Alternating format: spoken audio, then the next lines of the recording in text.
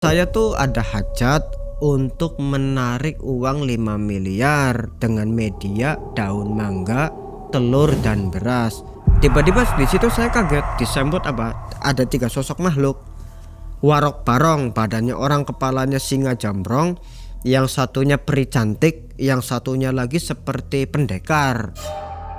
Bos yang punya kapal di tempat saya kerja itu pesugihan Gunung Kawi, yang mana tumbalnya tuh ABK. Makanya saya pasang jimat ini supaya aman. Dikulen dari dompetnya ternyata keris semar mesem untuk kewibawaan penjagaan. Sabuknya tuh begitu dibelek ada sletingnya, isinya ternyata tali pocong. Jadi memang diincar juga ya? Iya, hampir setahun Mang ya di teror itu. Oke, kenapa harus di telinga ya terornya? Iya. Di malam sunyi seorang manusia memanggil harta. Penarikan uang goib dilakukan dengan mantra. Tapi yang datang bukan hanya rejeki semesta, melainkan petaka yang menghantui dan menyiksa. Badan bergetar hebat terasa seperti tak biasa, karena benturan energi dari sosok tak kasat mata.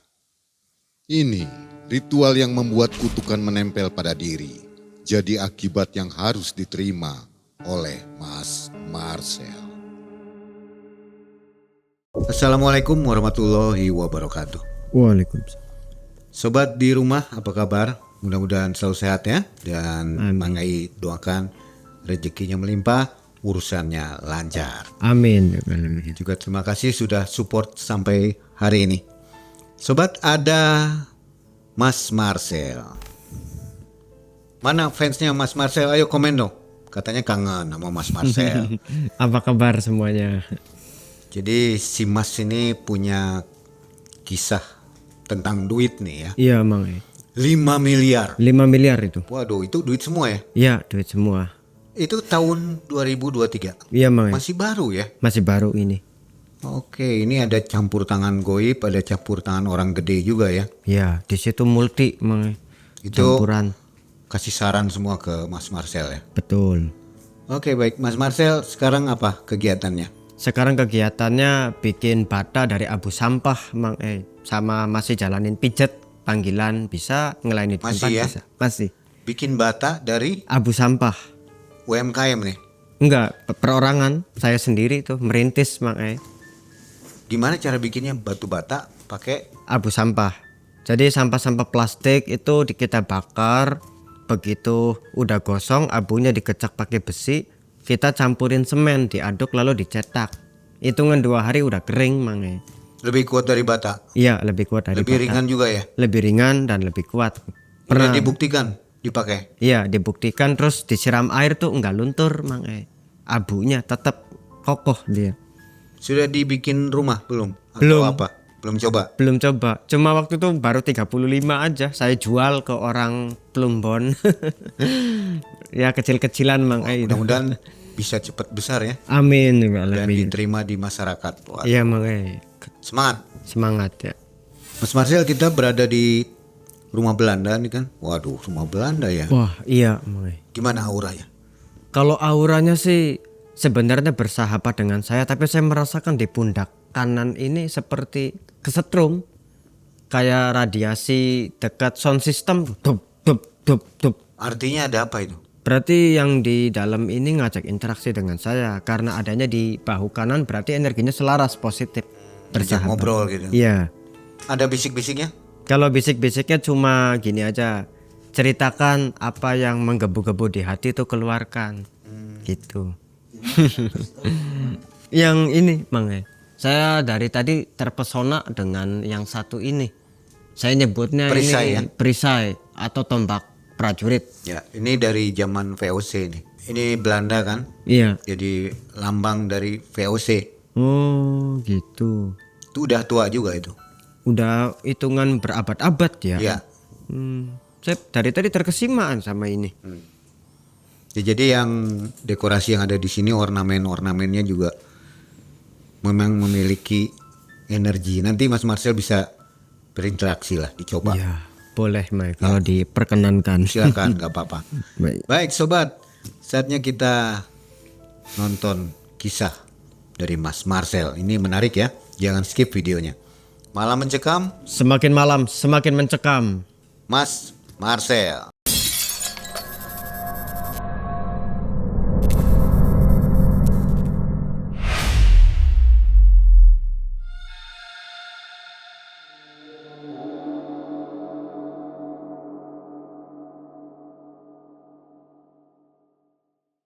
Jadi awal cerita begini Mang kejadiannya waktu itu tahun 2023.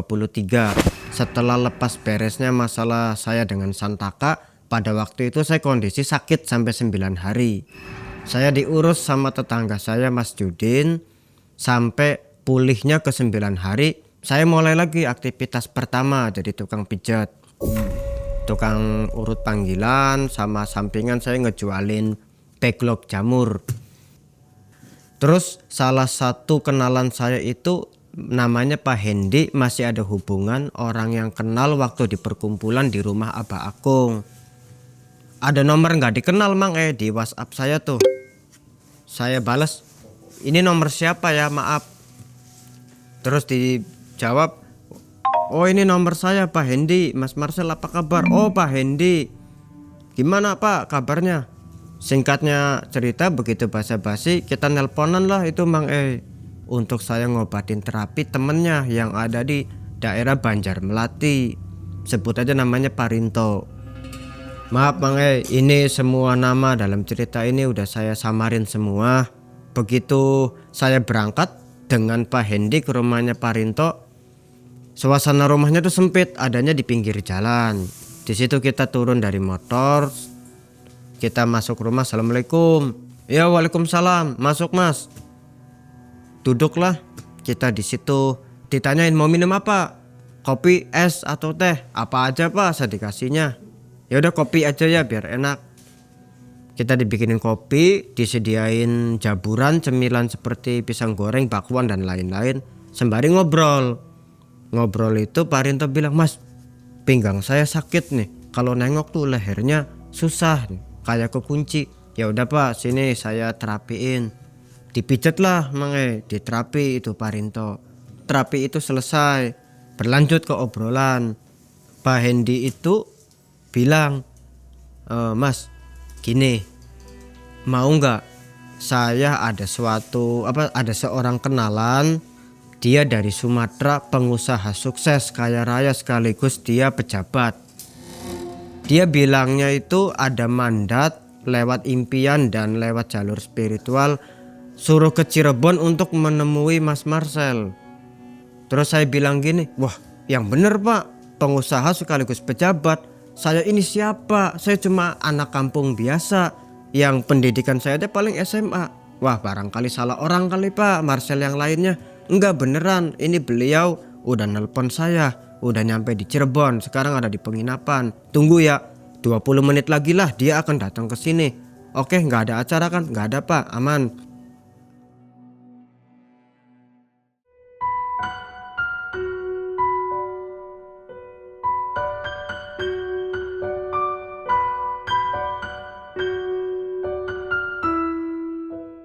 Begitu datang pengusaha sekaligus pejabat itu makanya saya terkesima. Wah mobilnya itu mobil mahal, Pajero. Begitu turun orangnya ganteng, tinggi, putih. Ininya ada bewoknya. Salaman, salam kenal, basa-basi ngobrol. Siapa namanya? Nama saya Sarif. Oh ini namanya Mas Sarif ya? Iya. Ini Mas Marcel tuh ini orangnya? Iya ini orangnya. Ngobrol lah di situ Mang basa-basi. Terus Mas Arif ini bilang saya tuh punya misi untuk mengungkap di mana dokumen perusahaan sama harta-harta perusahaan itu yang ditenggelamkan dengan orang-orang kepercayaan saya dulu. Memang dilenyapinnya secara gaib. Nah kok bisa pak? Itu gimana kok dilenyapin secara gaib? Logikanya kalau dilenyapin mungkin dibawa kabur atau ditimbun atau gimana. Enggak, ini jadi kayak semacam ada ajian untuk menutupi harta dan dokumen itu tuh nggak kelihatan. Oleh karena itu saya udah bermunajat, udah berkhalwat, ternyata ada ilham atau wangsit ya, suruh menemui seorang pemuda bernama Marcel ke Cirebon ini. Wah, yang bener Pak, barangkali Marcel yang lainnya. Bapak salah orang. Enggak, jadi lihat dari auranya ya kamu orangnya. Nih, kalau nggak percaya untuk cirinya, sekarang pegang benda ini. Bang Syarif itu mengeluarkan tasbih, tasbih putih. Saya disuruh pegang, saya pegang. Ternyata rasanya tuh dingin. Selang 5 detik kemudian gremet menjadi hangat. Nah terus Mas Syarif itu bilang, sekarang kalungkan ke leher kamu. Baik Mas, saya kalungin ke leher saya. Ya saya rasain sambil diliatin sama Mas Syarif itu. Nah ternyata di situ nggak ada reaksi apa-apa, malah yang ada saya ngantuk, keenakan. Wah ini dingin, adem. Setelah itu Mas Syarif bilang, udah cukup, buka mata, lepas tasbihnya. Ini udah kebukti jelas kalau orangnya bukan Marcel yang saya maksud. Ini udah muntah darah atau udah sekarat kepanasan menyentuh tasbih saya ini.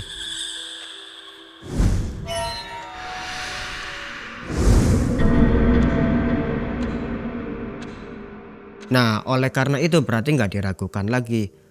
Terus Pak Hendi bilang, ya udah kalau begitu gini, jenengan kan mau ada pasowanan dulu ke keraton Kasepuhan, kata Pak Hendi bilang ke Mas Syarif itu. Nanti setelah acara pasowanan selesai, mungkin 8:30 kita kumpul di rumah Joglo. Rumah Joglo itu adalah rumahnya Pak Yudi. Dia orang spiritual, dikatakan ilmunya mahrifat ya. Terus dia ada keturunan juga dari Kanjeng Sunan Gunung Jati itu. 8:30-nya kita tuh datang lagi ke rumah Pak Yudi itu Kondisi rumahnya masuk gang, asli masih kayak zaman dulu. Tanah itu belum paving block, belum urugan. Masih ada rumah joglo, di situ ada pohon besar. Kalau wudhu aja nih dari padesan gentong besar, nanti cuma disumpel pakai karet bekas potongan sendal tuh. Itu asli, kalau saya bilang mah kayak zaman wali, walaupun saya belum tahu zaman wali itu seperti apa. Di situ kita disambut suruh wudhu dulu. Aturan kalau tamu dari luar suruh wudhu dulu, walaupun gak sholat gak masalah bilangnya. Saya suruh wudhu, ya saya nurut wudhu kan aturan situ. Terus naik ke atas, kita tawasul bareng, meditasi bareng, lalu ngobrol-ngobrol. Oh ini temennya ente tah? Pak Yudi itu bertanya sama Pak Hendi, iya nih anaknya yang pernah merantau di Indonesia wilayah timur. Wah Mas, kalau meditasi itu saya mau tanya Pak Yudi ke saya. Itu meditasi itu apa ya? Yang pertama menenangkan diri. Yang kedua sebagai jembatan manusia untuk berkolaborasi dengan energi semesta. Nanti energi semesta itu nyambung lagi ke Yang Maha Kuasa. Jadi meditasi itu bukanlah menuntut kesaktian atau untuk pertarungan dengan gaib, tetapi larinya adalah penuntunan diri untuk ke arah kepekaan dalam tatanan kehidupan. Oh bagus kalau begitu. Kenapa nggak minta ilmu kebal? Atau kamu bisa kebal nggak? Kamu bisa narik benda pusaka nggak? Nggak bisa Pak, karena jalur saya bukan seperti itu. Kalau kita sekalipun udah bisa punya ilmu kebal, maka batu besi baja yang jauh lebih atos menghalau senjata. Kalau kita memperdalam ilmu untuk ditakuti banyak orang dengan wajah sima yang sangar, maka energi petir yang menggelegar jauh lebih mengerikan. Kalau kita memperdalam ilmu tenaga dalam sekuat apapun, sekaligus dapat menghempas dedaunan, maka energi angin yang menerpa debu-debu yang bertebaran jauh lebih kencang. Di situ Pak Yudi seperti ini Lalu saya di situ dicoba kemampuannya. Pak Yudi ini punya kenalan lagi, seorang tekong kapal, asli orang Tegal, bilangnya dia pesugihan Buto Ijo. Seperti itu, minta diobatin sama saya, katanya beberapa orang spiritual nggak berhasil. Ternyata alhamdulillah di situ berhasil Karena berhasil itu Pak Yudi dengan Pak Hendi dia berkolaborasi bantuin saya ya untuk nanti kalau saya fix jadi mau berangkat ke Sumatera untuk dibawa dengan Mas Syarif itu. Begitu ngobrol-ngobrol sampai setengah 2 malam saya pamit pulang. Salah satu kenalan saya masih hubungannya sama Pak Hendy, sebut aja namanya Pak Rizko. Pak Rizko itu nelpon saya, "Sel, bisa ke Padepokan nggak? Ada yang mau ketemu sama Marcel." Jadi Pak Rizko ini masih ada hubungan teman dengan Pak Hendy Mang Dapat kenalnya tuh waktu di perkumpulan Abah Akung yang saya pernah ceritakan cerita Santaka itu Mang ajian mahkota Raja Iblis. Begitu udah ketemu dengan Pak Rizko besoknya di Padepokan, ternyata Pak Rizko ini bawa 2 orang Mang orang kaya semua, penampilannya jas, celana mahal, sepatu kinclong, rambutnya semiran. Terus tiba-tiba saya tuh begitu turun dari motor di Padepokan itu langsung disambut, "Sini sini sini." Langsung duduk, udah ditungguin. "Hah, ditungguin siapa Pak?" "Udah masuk aja." Tapi ya udah masuk. Begitu masuk, "Assalamualaikum." "Waalaikumsalam." "Oh, ini Mas Marcel ya?" "Iya, kenalin saya Haji Bagas." "Oh ya, yang satu lagi namanya siapa?" "Saya Pak Pendi." Nah, ternyata satu paket Mang mereka itu berteman. "Gini Sel, maaf ya kalau saya nelpon kamu untuk ganggu waktunya. Pak Bagas ini dari kemarin nyariin kamu terus Sel, kamu susah dihubungin." "Iya maaf, sayanya sibuk aja Pak." "Sibuk apa?" "Meditasi." "Kok paham. Ya udah, sekarang gimana Sel? Ada waktu nggak?" "Ada." "Gini Marcel, terus terang aja ya, to the point. Sebelumnya mohon maaf nih ya, bukan aneh-aneh, kita orang baru kenal. Saya tuh ada hajat untuk menarik uang 5 miliar dengan media daun mangga, telur dan beras. Karena syaratnya nih Mas Marcel, harus orang yang belum menikah alias yang masih bujangan, karena sukmanya itu baunya harum sampai ke 7 lapisan makhluk gaib. Terus hubungannya sama saya apa Pak?" "Gini Sel, mau nggak kalau Marcel yang ritual, nanti Bapak yang biayain. Dari modal maharnya, modal sarana sesajinya, semua Bapak yang nanggung. Marcel tinggal maju aja. Marcel juga punya hajat kan?" Dipikir-pikir, "Iya Pak, saya juga punya hajat." "Nah, Marcel hajatnya apa?" "Saya tuh lagi gemeter Pak, dikejar-kejar sama pihak bank." "Apa sih?" "Ya, saya itu nolong tetangga. Kalau nolong uang itu saya nggak bisa. Saya bisanya nolong pinjam nama saya. Saya di atas namain untuk pinjaman itu di ACC. Berapa pinjamannya?" 100 juta. Waduh. "Ya itu Pak, saya lagi gemeter dikejar sama bank. Terus gimana ya?" Oke, terus apa lagi?" "Kalau saya sih beli rumah aja Pak, udah punya rumah sendiri alhamdulillah." "Oh ya udah, kan ada hajat, yuk kita ritual gimana?" Marcel pikir-pikir lagi, di situ ada bisikan tanpa wujud Mang "Ambil aja Sel, nggak apa-apa. Ini kesempatan nggak datang kedua kali loh. Kamu udah ditungguin sama Grenda Seba." Loh, saya nanya, Grenda Seba itu siapa? "Orang dari bangsa goib yang ingin kenalan sama kamu." "Ya udah boleh tuh." Singkatnya cerita Mang besok lusa 3 hari kemudian itu saya datang Padepokan itu, ketemu lagi sama Haji Bagas, dibawa ke sebuah tempat, yaitu tempatnya Abah Gadok. Kondisi tempatnya itu seperti tugu alun-alun, ada patung macan, kanannya putih, kirinya loreng kuning, dan ada patung Semar yang nunjuk seperti ini. Ditambah lagi ada lambang kujang yang silang seperti ini Mang Di situ saya dituntun masuk, disambut dengan seorang yang tukang kebun di situ, namanya sebut aja Mas Kiri ya.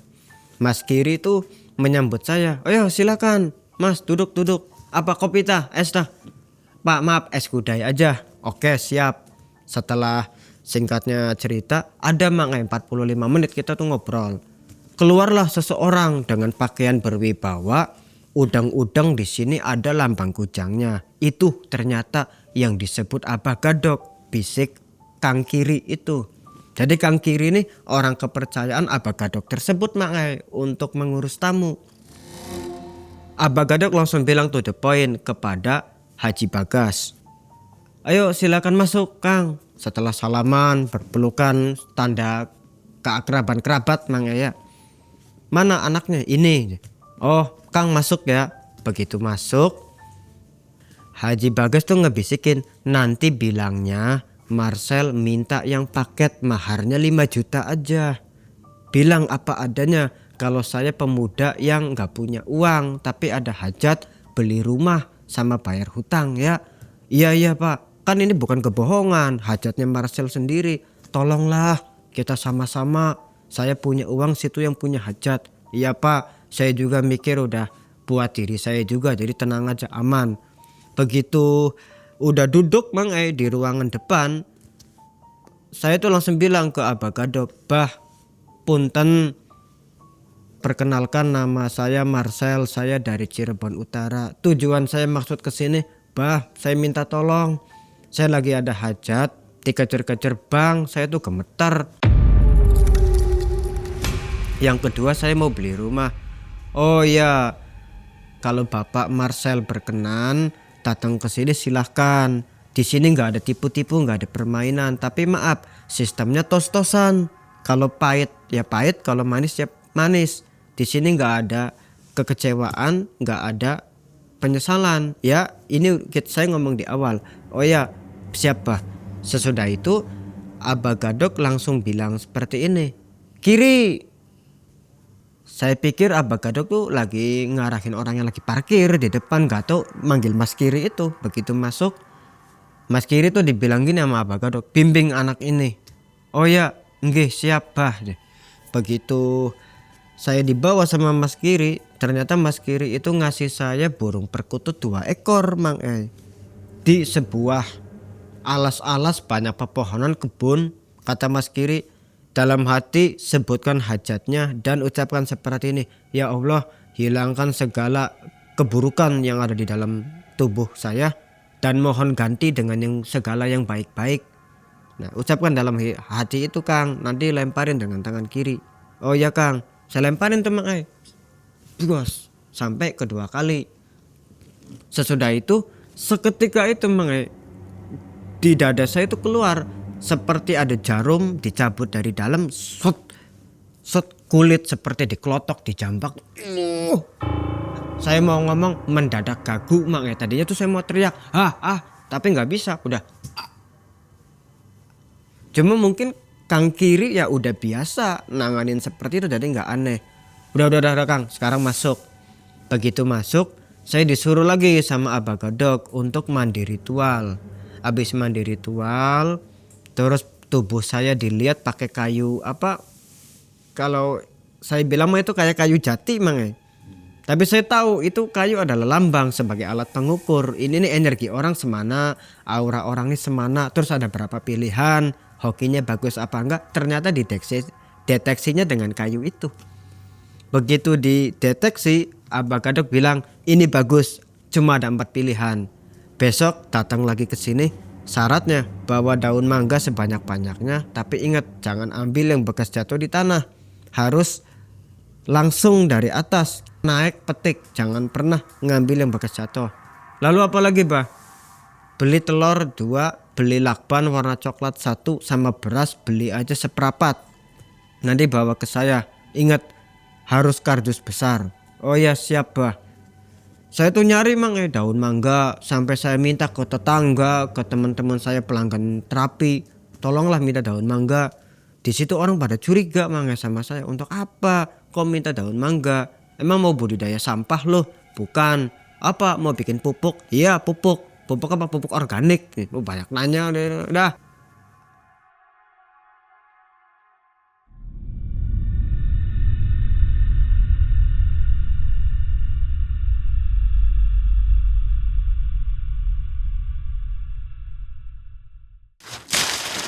Bentar Mas, coba dipakai dulu topinya nih. Oh iya, maaf. Nih topi malam mencekam. Coba pakai. Coba ya saya pakai. Wih, keren. Wih, pas di kepala. Enak ya? Enak, cocok, keren topinya. Nah saya tuh ngambilin daun mangga, alhasil mulus hasilnya penuh 1 kardus tuh. Kardus bekas TV Polytron itu. Sampai saya kalau naik motor tuh pegangnya dipeluk ya, jadi kayak ronggeng monyet yang neng gitu Sampai pengendara pada ketawa semua ngelihat saya di lampu merah tuh. Begitu saya bawa kardus itu begini, ternyata sampai rel itu ada kereta. Saya tuh kepalang sama kereta itu, dalam hati, aduh gimana nih, waktunya udah mepet, ini ada kereta, mana keretanya lama lagi, kan kanan kiri itu saya dihempit pengendara Mang. Di situ Mang, saya ngelihat ada sosok goib yang turun dari atas langit, bentuknya banyak. Ada yang nyerupain burung, ada yang nyerupain seperti serangga. Di situ turun, tapi hanya ngelihatnya ke saya semua. Saya langsung begini kagetnya. Wah, pengendara ya pada begini semua. Salah satu pengendara nanya, "Mas, kenapa Mas? Kenapa?" Saya kan gak mungkin Mang untuk bilang itu ada goib tuh. Saya bilangnya, "Nonjok Mas, perutnya ini kayaknya angin duduk." Saya ngebohongin diri seperti itu Mang. Rupanya itu tuh adalah ujian pertama Mang. Katanya ada aja kendala. Begitu kereta udah lewat, akhirnya selesai, saya kesana lagi jalan, dor, bannya meledak Mang. Nah, bannya meledak alias bocor. Di situ saya sampai titipin. Untung di jalan ada teman saya, "Bro, punten, apa? Kenapa motornya? Bannya pecah deh, beledos." "Oh ya wis, titip ning kene bae." "Kon gawa apa?" Saya nggak mungkin Mang mengucapkan ini daun, iki paket barang. "Ya wis, buru-buru tak antar karo kita ta." Saya antar ta ke tempat tujuan, barangkali buru-buru motornya sini ada. Alhamdulillah Mang, di situ tuh saya ada bantuan. Saya kira diantar teman saya, motornya dititipin. Begitu saya nyampe ke rumah Abah Gadok, diantar teman saya itu langsung pergi lagi, nggak ikut nungguin. "Udah ya, saya cuma nyampe di sini aja, nggak bisa nemenin." "Oh ya nggak apa-apa, ini udah cukup, terima kasih." Setelah teman saya pergi, Abah Gadok tuh langsung keluar Mang. Masuk, karena supaya nggak ada penduduk sekitar atau orang situ yang ngelihat Mang. Makanya cepet-cepet suruh masuk. Begitu masuk, saya langsung disuruh mandi. Suruh mandi, Abah Gadok bilang, "Ingat ya, nanti kalau udah selesai ngamalin wiridan apa yang saya ajarkan, asma-asma yang saya ajarkan, jangan pernah keluar sejadah. Sekarang saya tunggu di ruang depan, ayo ditunggu." Nah, begitu saya itu ditungguin, akhirnya keluar Mang dari kamar ritual itu. Saya dibawa masuk ke ruangan khusus. Di situ saya langsung disuruh untuk ngulangin apa yang bacaan Abah Gadok itu ucapin. Cuma saya lupa Mang, asmanya cuma satu aja yang saya ingat ya, Asmaullahu Malikul Wujud Kun Fayakun. Di situ saya diputer-puter sampai 13 kali lebih, sampai pusing Mang. Cuman begitu saya diputer-puter, ini saya sadar, enggak halu, enggak ngimpi. Maaf Mang, saya enggak mengada-ngada. Kok ruangan yang saya lihat itu ada bupet, ada meja, tembok, tiba-tiba tuh kosong semua, seperti pemandangan langit di malam hari. Di situ angkasa semua. Saya ini ada di mana? Loh, kok saya kayak terbang ya?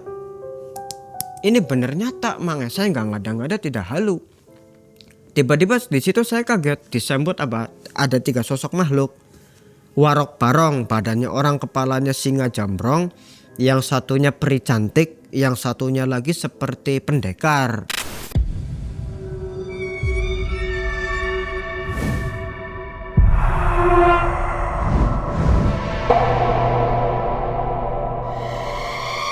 Cuman yang maju itu peri cantiknya Mang. Peri cantik itu seperti ini, mendekat ke saya dengan tatapan lembut. "Kamu orang bersih, kamu tidak boleh melakukan ini."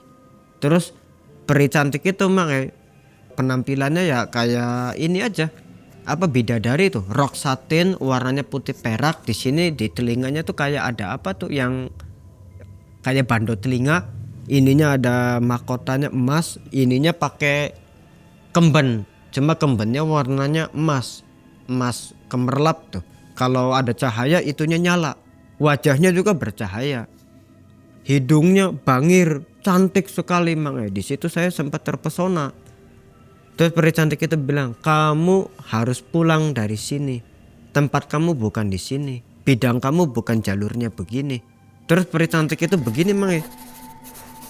Di situ saya ngerasain dingin seperti salju. Tiba-tiba saya melayang Mang. Begitu melayang saya kelempar, kelempar kencang ya. Tiba-tiba saya langsung sesaat itu juga, loh kok saya ada di ruangan lagi? Oh berarti tadi sukma saya masuk ke alam gaib. Kalau memang itu bukan mimpi, bukan hayalan, bukan halu, berarti sukma saya ke alam gaib. Tok tok tok tok tok tok. Tiba-tiba ada suara ketokan, pintu dibuka. Kang, alhamdulillah akhirnya akang pulang juga. Kata Kang Kiri, ternyata itu Kang Kiri Mang. Kang, kan saya udah bilang kalau ada apa-apa jangan keluar sejadah. Karena yang pernah diomongin sebelumnya kan sama saya sama Abah juga, jangan keluar sejadah. Kok sampean malah keluar sejadah? Saya keluar sejadah tuh nggak ngerasa saya sengaja keluar dari sejadah. Tiba-tiba saya sadarnya nih Kang, diputer-puter tuh langsung ke ruangan kosong seperti angkasa langit. Nggak sengaja, nggak ada saya nyengajain keluar dari lingkaran sejadah tuh. Oke, kalau kayak gitu berarti kamu ada interaksi Kang, udah dipilih. Maksudnya ya sekarang biar Abah yang ngejelasin. Begitu udah selesai Mang datang lagi ke ruangan Abah Gadok. Abah Gadok bilang gini, Kak, sekarang kakak pilih 4 angka. Apa salah satu dari 4 angka ini. Angkanya itu angka Arab semua Mang Di situ kertas selembar, ada tulisannya juga seperti rajeh. Di situ Abah Gadok bilang, kalau kakak ada milik hoki di sini, kakak pilih salah satu angka. Inilah salah satu dari angka tersebut, dibaliknya adalah uang 5 miliar. Demi Allah ini bukan permainan saya, bukan kong kali kong dari saya dengan orang-orang saya. Ini murni dari gaib langsung yang turun tangan mengerjakan ini. Jadi kakak datang ke sini, kakak sendiri yang mau. Kalau kecewa kakak jangan membenci dan kecewa kepada saya. Itu perjanjiannya ya, salaman, deal Mang Nggak taunya saya nyoblos tuh di nomor 4 Mang yang ternyata uang 5 miliar itu adanya di nomor 2. Pantesan saya tuh aneh, begitu saya mau nyoblos angka nomor 2, ternyata tangan saya ini tiba-tiba ada yang begini Mang seret, meleset, jadi nyoblosnya di nomor 4. Ketika itu Abah Gadok bilang, udah Kak nyoblosnya, udah. Kakak pilih nomor berapa? Saya pilih nomor 4. Sini kertasnya. Nih kakak lihat baik-baik kedua tangan saya nggak ngerogong-ngerogong, nggak main belakang. Barangkali kakak nebak ini sulap ya, permainan teknik tangan. Ini murni bukan permainan saya. Sekali lagi, bismillahirrahmanirrahim, kita lihat angka mana uang 5 miliarnya. Begitu dibalik Mang itu saya tahu betul belakangnya tuh kertas polos Mang Kok tiba-tiba begitu dibalik ada 5 miliar itu adalah di angka 2. Di situ saya tepuk jidat Mang aduh seperti merintih kesakitan orang kejedor tuh. Artinya penuh penyesalan karena masalahnya nih, ini gimana sama yang punya uang nih, kalau dia kecewa sampai nuntut uangnya dibalikin malah nambah masalah, pikir saya begitu. Ketika saya lagi gemeter seperti itu, Abah Gadok bilang, Kak, kalau begitu terbukti kakak tidak ada milik di sini. Tetapi mohon maaf Kak, jangan kecewa. Dari saya ada kenang-kenangan, ini sedikit uang. Tapi lebih tepatnya bukan dari saya, dari gaib sebagai gantinya kekecewaan. Ini ada uang yang saya nggak tahu berapa jumlahnya. Nih silahkan buat kakak semua, saya nggak mau ambil sepeser pun. Nggak tahu ada batunya Mang namanya batu Sulaiman, tetapi sayang sekali batunya itu hilang. Sampai sekarang pun saya mencari entah di mana. Nadinya kalau ketemu itu untuk dibawa ke sini tujuannya, tetapi hilang tiba-tiba. Uangnya itu Mang 3.558.500 rupiah. Waktu itu modalnya berapa? Waktu itu modalnya 5.800.000 modalnya. Tetapi itu cuma ada uang 3.558.500 perak. Iya, ada 500-annya lagi Mang. Itu. Nah, sesudah itu kakak mohon maaf ya, saya harus pergi sekarang karena ada telepon orang yang minta pengobatan ke saya. Oh ya, apa itu Bah? Orang yang kena santet. Saya mau permisi ya, saya nggak bisa nemenin kakak di sini. Ya Abah Gadok itu pergi Mang, ninggalin saya sendirian di tempat itu. Dia dengan ajudannya, dengan anak buahnya pergi, saya ditinggalin. Haji Bagas itu nyusul. Gimana hasilnya? Aduh Pak, saya sampai pengen nangis Mang, gugup ngomongnya. Karena gimana ya, itu yang punya uang takutnya nuntut. Gagal Pak, gagal. Gimana? Saya salah coblos, ternyata uang 5 miliar itu adanya di angka 2, saya nyoblosnya angka 4. Ya Allah ya Rabbi. Ya udahlah, berarti kita nggak ada milik kalau seperti itu.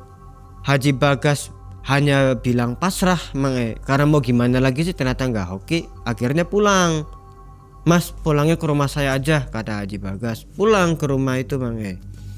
Pak, ini uangnya buat bapak semua. Awalnya bapak yang punya uang, kalau saya mah cuma modal terjun aja. Tetap aja saya kasihan sama Mas Marcel. Ini buat Mas Marcel ya, saya kasih 1 juta aja. Cukup kan? Kalau ini 2.585.500 perak, yang 5.500 mau saya infakkan. Buang sial, nggak apa-apa. Kalau ini lumayan buat sanggup anak saya kuliah, bilang. Ya udah Pak, nggak apa-apa. Pulanglah itu Mang. Ya saya tahu sih Haji Bagas sedikit dongkol, kecewa ya. Cuma di depan dia diusahain selalu ramah, bersahaja dengan saya.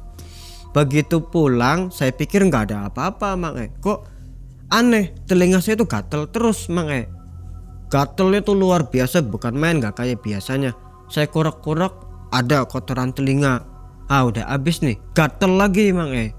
Seperti nggak pernah sembuh. Kotoran telinga itu nggak pernah habis, sepertinya seperti nggak pernah habis. Sampai ke dokter telinga pun mengatakan ini aman, telinga nggak kenapa-napa. Kotoran udah saya bersihkan dengan alat canggih. Nih alatnya ini udah beli di Amerika. Saya kuliah tuh di Amerika, kuliah mahal. Nggak mungkin hasilnya saya tuh tidak maksimal. Lah aneh ya. Dokternya sampai heran Mang. Kok saya tuh nggak nyangka dokter itu bilang gini, Mas, jangan-jangan itu penyakit gaib. Gatel kotoran telinga tuh ulahnya makhluk gaib. Ya saya tuh heran Mang, karena kok sekelas dokter bisa ngomong seperti itu. Tapi dipikir-pikir iya juga, saya ngerasa janggal.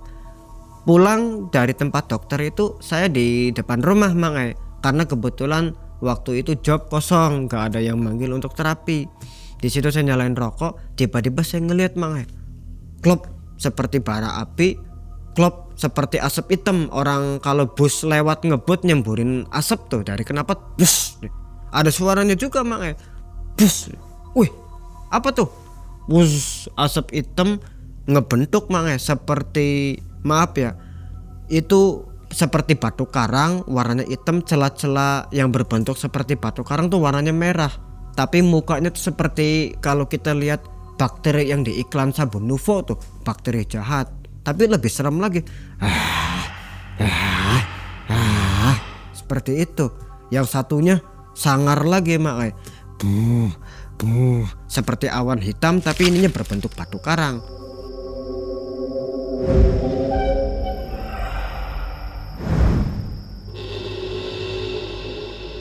Waduh, ini serangan gaib dari siapa nih? Saya perasaan gak pernah ada masalah sama siapa-siapa. Sama Santaka udah beres, sama sosok kuntilanak udah beres, apalagi ini. Akhirnya saya tuh di situ nggak nyaman Mang, ngerasa diteror terus sama makhluk itu sampai berbulan-bulan. Telinga saya tuh gatel, udah habis gatel lagi, numpuk habis gatel lagi, selalu seperti itu sampai hampir 1 tahun saya menderita seperti itu. Akhirnya alhamdulillah Mang, jalan ketemunya seorang teman saya yang tadi saya ceritakan itu, Pak Hendi, bilang, Sel bisa ke Joglo enggak? Ini Pak Yudi mau ketemu, bilangnya ada pasien. Oh ya siap, bisa Pak. Saya datang Mang, ke Joglo lagi itu. Kebetulan di situ ada pengusaha sekaligus pejabat yang dari Sumatera itu. Sebut aja ya namanya Mas Sarip. Oh Bang, silakan duduk. Dia nggak tetap kalau manggil, kadang Mas, kadang Bang. Duduk Mas. Lama nggak ketemu ya. Jadi keputusannya gimana? Jadi nggak mau ikut ke Sumatera? Kalau saya pikir untuk jadi apa enggak, sebetulnya waktunya saya siap Pak.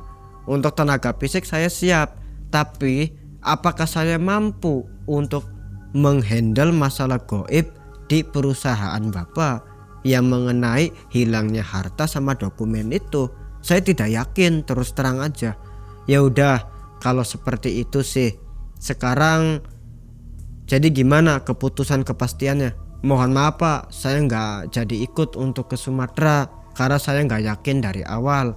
Takut saya bilang bisa, nanti di sana hasilnya jong, malah mengecewakan Bapak.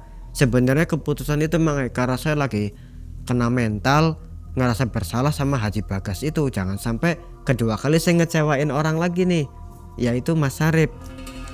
Setelah saya tolak, saya tuh pulang lagi ke rumah.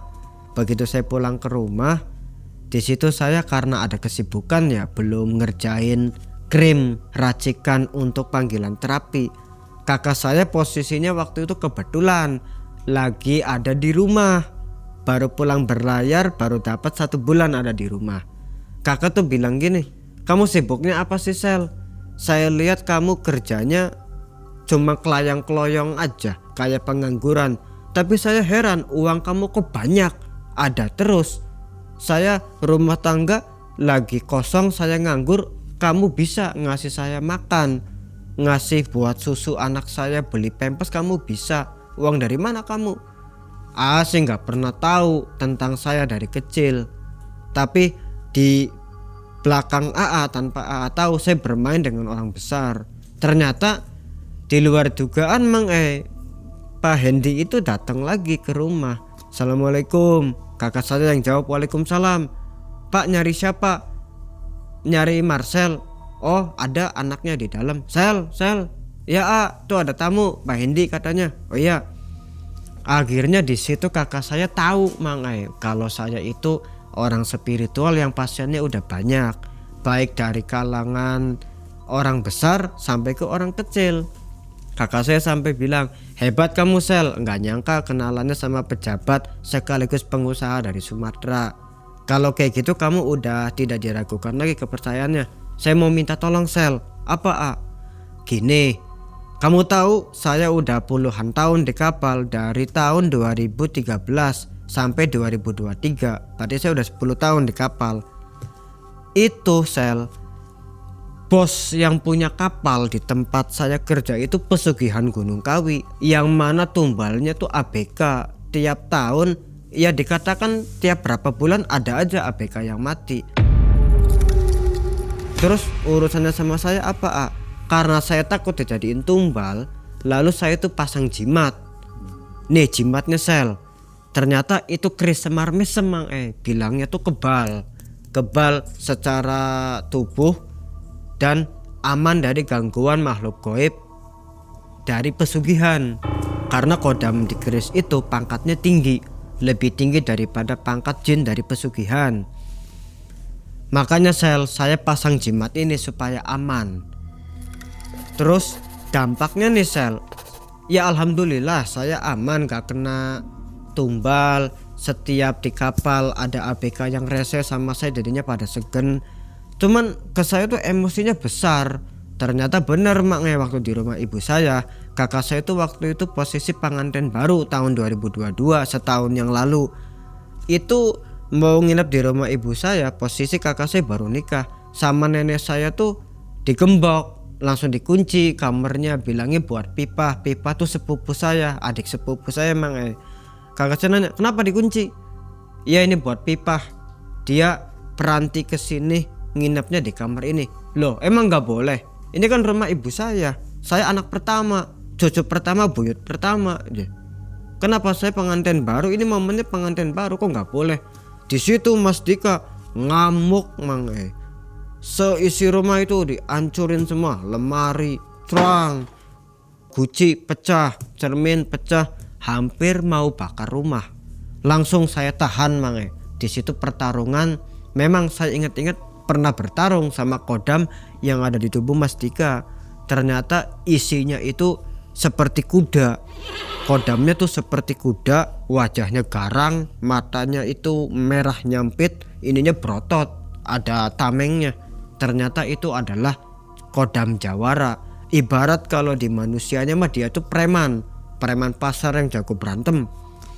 Saya ingat-ingat kejadian itu dengan pernyataan Mas Dika, ternyata nyambung nih. Lalu saya ajak Mas Dika, karena kamu udah membuka diri, kamu mau membersihkan diri, jalannya lewat saya. Tapi saya tidak egois, kamu lebih baik ikut sama saya ke rumah joglo. Ya udah, rumah joglo mana? Saya mau ikut. Ya, saya akan bawa ke Pak Yudi.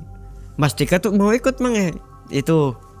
Yang mana kebetulan dia datang itu nggak sadar pakai sabuk yang ada jimatnya itu.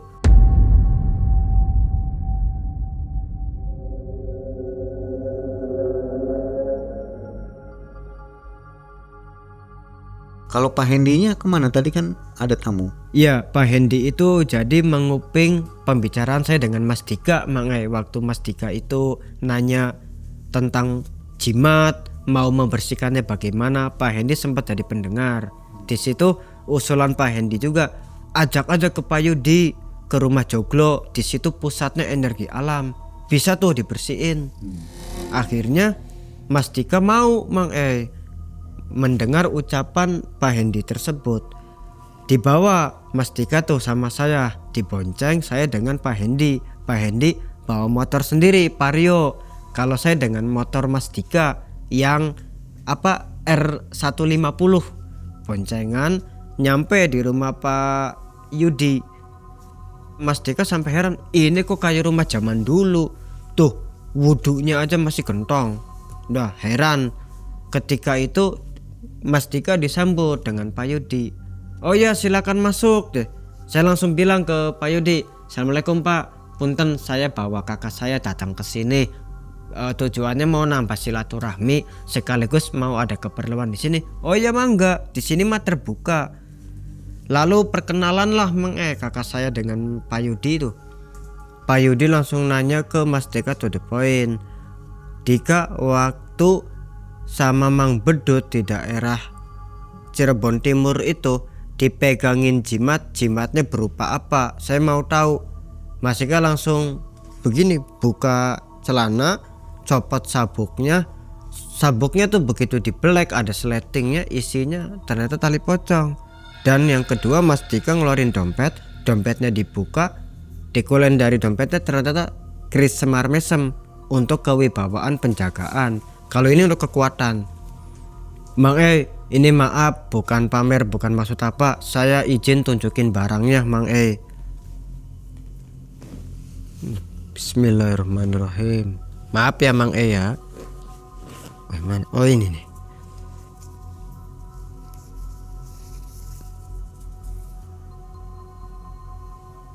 Ini pantangannya nggak boleh dicuci, tapi alhamdulillah ini udah steril ya, udah disterilkan waktu di rumah joglo, dan waktu di rumah juga saya ritualkan lagi. Ini maaf, ada keris semar mesem yang dulu digunakan untuk penjagaan dan kewibawaan. Ini kecil juga ya sebenarnya semar mesem nih. Berat nggak sih Mas?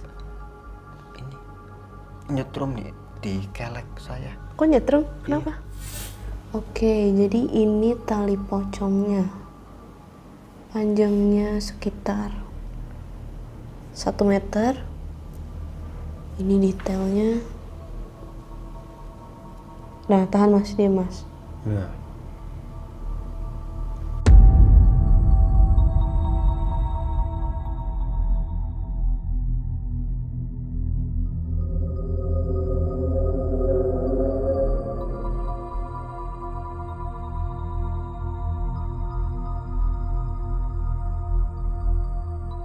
Akhirnya kakak saya di situ membuka diri. Kebetulan di situ ada Pak pejabat itu yang sekaligus Pak pengusaha juga, namanya Pak Sarip datang. Karena Pak Sarip ini emang sejatinya selain dia pengusaha atau pejabat, punya basic ilmu spiritual juga Di situ akhirnya saya lagi bengong. Karena dari tadi yang asik ngobrol cuma Pak Hendi, Pak Yudi sama Mas Dika. Emang kebiasaan saya emang nggak nyaman kalau udah lebih dari 2 orang. Saya ambil kopi sama rokok. Di situ saya memisahkan diri. Tiba-tiba telinga saya gatal lagi Korek. saya nggak sadar lagi keenakan ngorek telinga, Pak Sarip itu ngeliatin saya dari kejauhan Mang. Seperti mantau. Saya nggak sadar selama ini saya dipantau. Langsung disamper, "Sel, kesini. Nanti telinganya saya bersihin ya." "Pakai apa Pak?" "Ya ada caranya. Percuma mau beli alat canggih dari luar negeri juga kalau itu bukan penyakit medis." "Nah, kok Bapak bisa tahu? Tahu dari mana?" "Nih, kamu dari awal ketemu saya aja tuh, kamu tuh udah ada yang lagi ngincer. Kamu tahu nggak? Semakin kamu ngorekin telinga, itu semakin nusuk ke dalam otak sampai itu otak kamu diserap. Nanti otak kamu diserap, kamu meninggal, sukma kamu dibawa ke alam goib." "Waduh, ini penyebabnya dari mana Pak? Kalau Bapak tahu." "Udah, pokoknya nggak usah tahu, nggak usah cari tahu penyebabnya apa. Saya mau menolong kamu, mau menyembuhkan." Ya Allah, kok sampai separah ini? Tapi di situ saya langsung ambil kesimpulan Mang. Ini nih dampaknya. Waktu gara-gara sama Haji Bagas sama Abah Gadok tuh, ternyata ada efek sampingnya, yaitu ada tumbalnya meskipun uang itu tidak wujud yang 5 miliarnya. Cuman Abah Gadok kenapa tidak bilang di awal? Di situ kan saya agak heran ya. Saya akhirnya berniat besok mau ke Abah Gadok kalau memang saya lagi diincar, tolong silumannya bilangin jangan ganggu saya lagi. Ternyata Pak Sarip ini tahu suara hati saya Mang. Langsung bilang gini sambil makan pisang goreng, "Dah, nggak usah ke Abah Gadok, nggak usah ke sana-sana untuk minta tolong silumannya jangan ganggu. Sama saya aja di sini udah bisa." Dibantah lagi sama Pak Yudi itu, "Udah, yang yakin aja Sel di sini. Kamu kesalahan berapa kali kesandung karena nolongin orang, nggak apa-apa. Hitung-hitung untuk perjalanan hidup kamu. Sekarang ambil wudhu, yuk kita meditasi bareng-bareng. Sekarang di sini." Waktu itu Mang, jam 9:30 saya masih apal. Jam 9:30 harinya hari Rabu. Di situ saya wudhu, tawasulan, meditasi bareng. Kebetulannya Mas Dika ini sebelah saya. Mas Dika jerit seperti ini Mang. Wah, deh. Kalau saya terkesima ngelihat ada energi baru masuk ke bahu kanan, ke pundak sama ke kiri sampai ke bawah pusar sampai ke ujung jari kaki. Seperti panas, cup. Rasanya dingin Mang, enak. Kalau masuk tubuh tuh kayak kita diterapi setrum tuh, gitu. Tiba-tiba ada sosok Mang, rambutnya berintik, mukanya hitam, bibirnya merah, jadinya kayak begitu ya. Wah, saya mau jerit, tapi di situ anehnya saya kuat Mang. Anehnya tiba-tiba keberanian saya tuh muncul 100% berapa kali lipat bertambah. Saya tuh seperti nggak ada rasa takutnya. Dengan santai saya begini aja Mang. Saat meditasi tuh ternyata begitu kepental, dia nambah banyak lagi bawa pasukan. Salah satu dan salah duanya ada sosok jin yang seperti batu karang yang udah hampir 1 tahun selalu meneror saya, yang bikin telinga saya gatel nggak sembuh-sembuh. Di situ terungkap Mang, ini penyebabnya. Begitu udah dikelitikin, dia selalu muncul lagi. Dan sekarang dia ada Mang. Ternyata permainannya seperti ini. Semburannya itu kalau masuk telinga, kotorannya itu dari mulutnya dia. Di situ Mang, semua berjejer golongan siluman-siluman dari pesugihan, dari ilmu hitam. Ada santaka juga Mang, ternyata di situ. Saya belum kalah. Saya sempat dipenjara, saya sempat lepas lagi.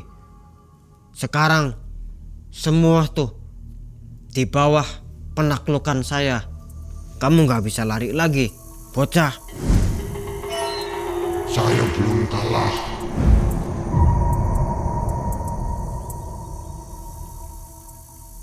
Kayak gitu Mang soal. Bukannya urusan kita udah selesai ya? Kenapa kamu mau ganggu saya lagi? Turun Mang, tiba-tiba ratusan pasukan seperti pasukan Romawi, wajahnya bercahaya, bawa tameng sama busur panah. Tapi serba kelap-kelip seperti cahaya PLTU mange. Klop, klop, klop. Di situ mereka langsung membidikan panahnya semua. Santaka, jin buduk, jin warok barong sama jin batu karang kepental semua dengan panah-panah itu kegempur. Makin banyak lagi ininya makin banyak lagi. Ternyata di situ perang antara golongan hitam melawan golongan putih.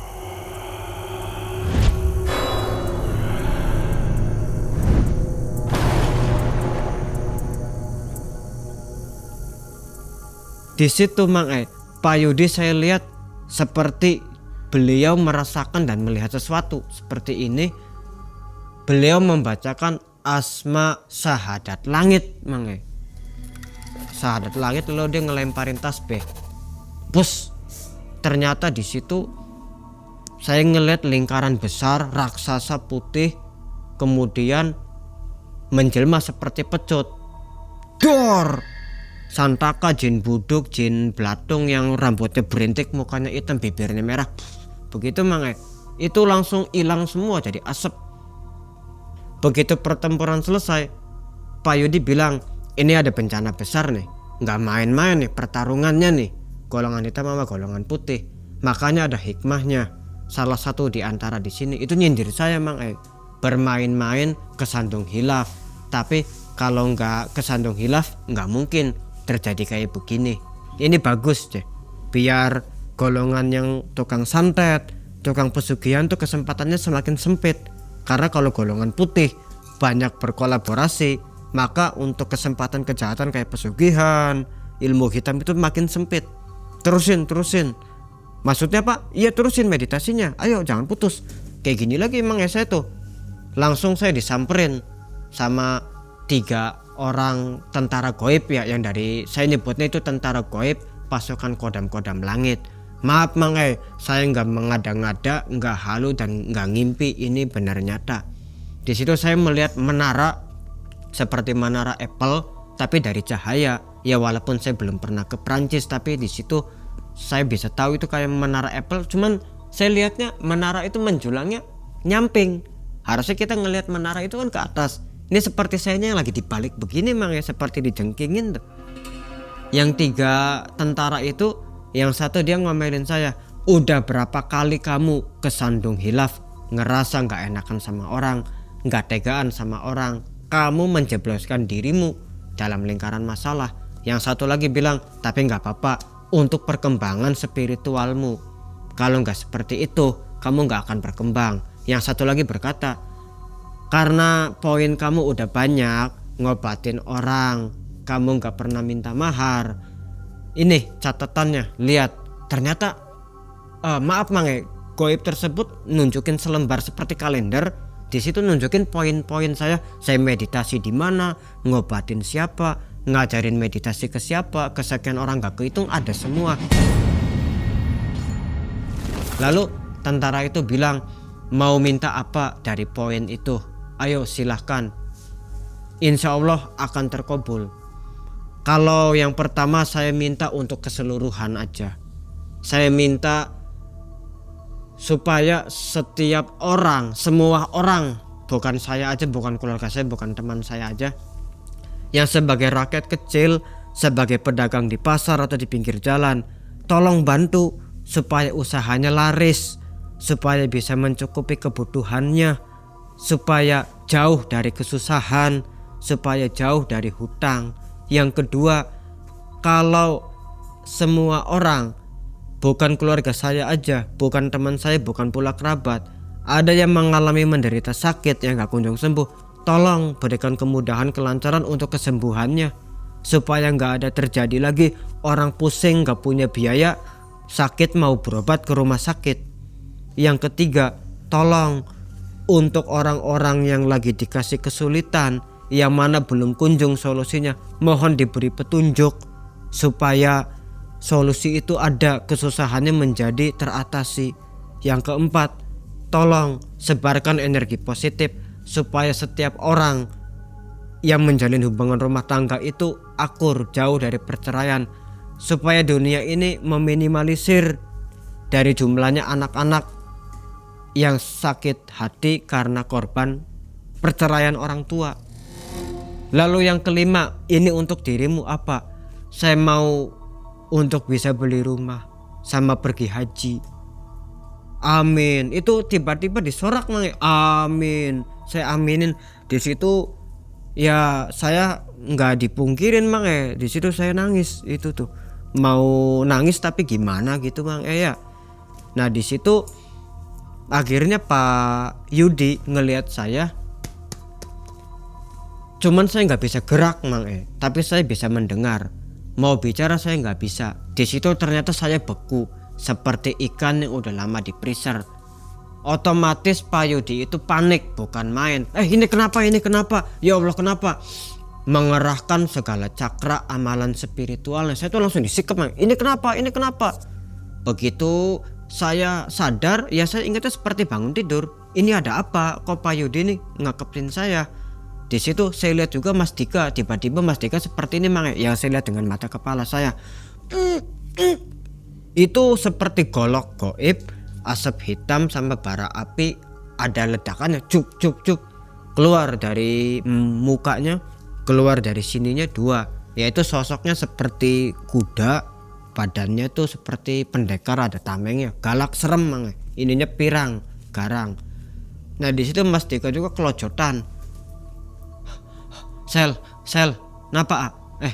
Kayak gempa, sumpah deh, saya ngerasain goyang, sangkan saya tuh ada gempa. Nggak ada gempa. Semua tuh pada kusum meditasi. Emang kamu ngerasain ada gempa? Gempa, beneran gempa. Saya tuh serius sih, ini nih goyang seperti ini, muter.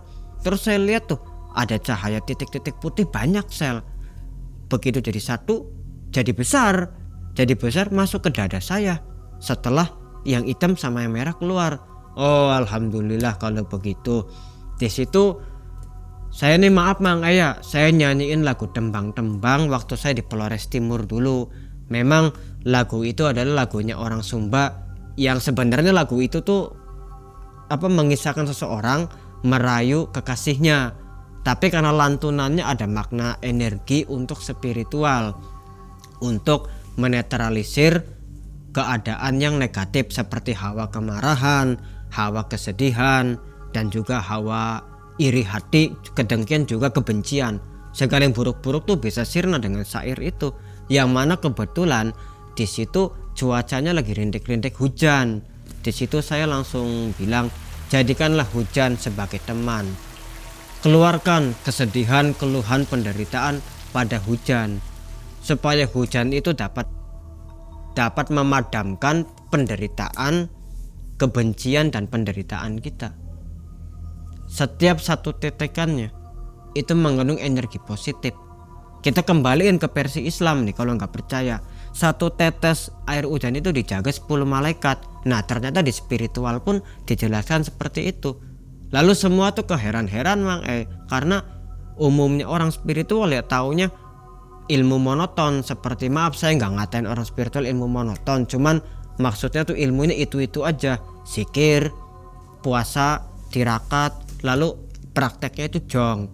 Tetapi yang dari spiritual ini paling beda, mengajarkanku dari hal sepele sampai hal besar nyata dalam prakteknya.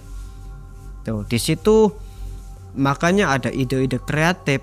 Saya membuat abu sampah dijadikan batu bata, yang mana nilainya sampah barang gak berguna tapi jadi barang bermanfaat. Oleh karena itu manusia berbesar hatilah, jangan pernah ngerasa hidupnya tidak berguna lagi dari kesalahan masa lalu.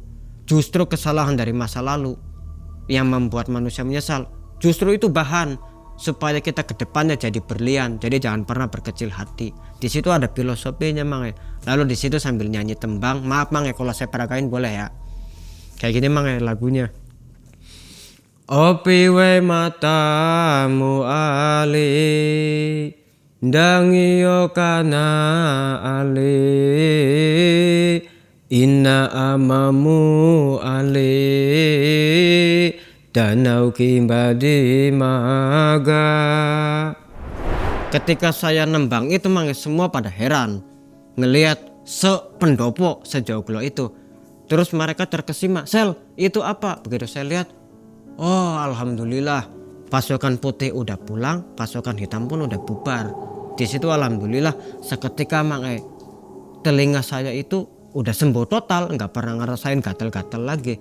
Mas Dika pun sudah merasakan ringan tubuhnya dan emosinya bisa stabil lagi, nggak kayak sebelumnya.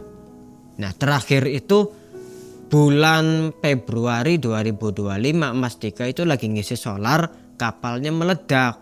Harusnya kena ledakan tapi begitu megang jimat, kebetulan di sabuknya itu ada jimat, ledakannya tuh balik lagi Di situ kejadian gaib terbukti menjadi nyata hanya di situ saja.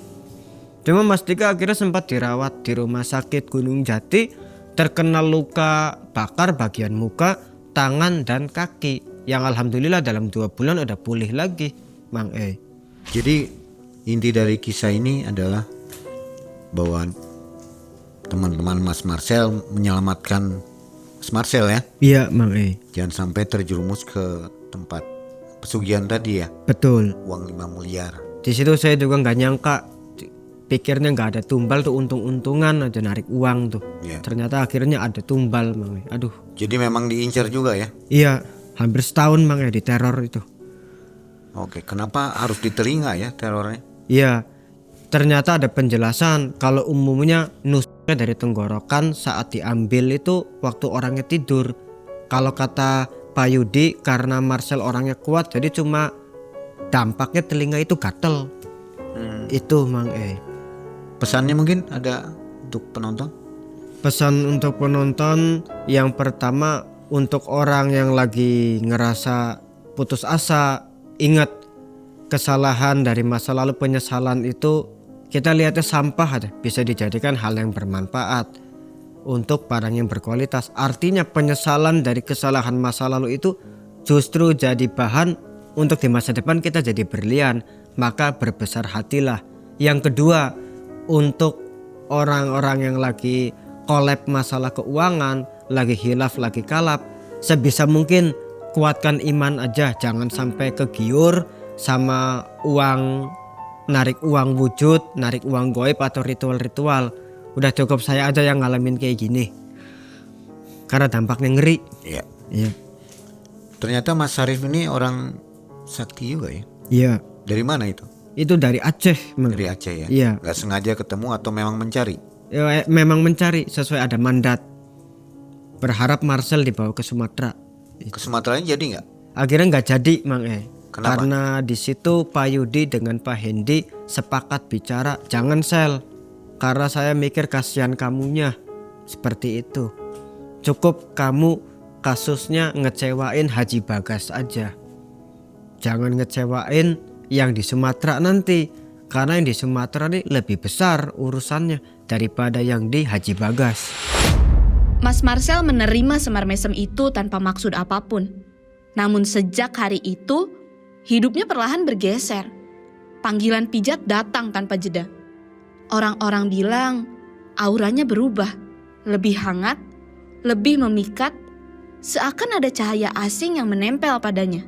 Ibu-ibu tersipu malu ketika ditatap olehnya, dan para pejabat memanggilnya berkali-kali. Tapi jauh di dalam, ia merasakan kegelisahan yang tak bisa dijelaskan oleh kata. Senyum itu terasa seperti bayangan, mengikutinya kemanapun ia pergi, membisikkan keberuntungan, namun juga peringatan pelan bahwa rezeki yang datang terlalu mudah selalu meminta sesuatu sebagai imbalan. Info untuk sobat semua yang belum mencet tombol gabung dan belum masuk ke member area, silakan jalan-jalan di situ untuk nonton kisah-kisah yang tidak ada di video reguler ya. Karena di sana ada kisah mistis yang tidak bisa ditampilkan di sini. Oke, mudah-mudahan sobat suka dengan fitur tambahan dari Malam Cekam.